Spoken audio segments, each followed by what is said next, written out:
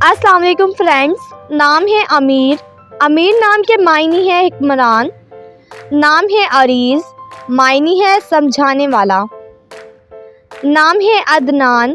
अदनान नाम के मायने है जन्नत में रहने वाला। नाम है अली। अली नाम के मायने है बहादुर और जफाकश। नाम है मुजतबा, मायने है चुना हुआ। नाम है बरा। बरा नाम के मायने है ख्याल रखने वाला। नाम है अदीम। अदीम नाम के मायने है नायाब गोहर। नाम है फलक। फलक नाम के मायने है आसमान। नाम है हादी। हादी नाम के मायने है रास्ता दिखाने वाला।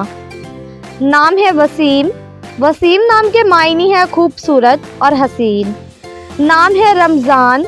रमज़ान नाम के मायने है खुदा का पसंदीदा। नाम है फरहान। फरहान नाम के मायने है खुशी। नाम है पहलाज। पहलाज नाम के मायने है पहले पैदा हुआ। नाम है अर्श।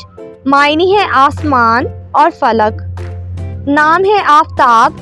आफताब नाम के मायने है सूरज चमकदार। नाम है फाज। मायने है कामयाब इंसान।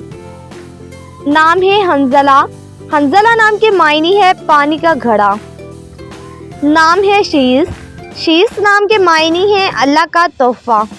नाम है राइम। राइम नाम के मायने है मजबूत और ताकतवर।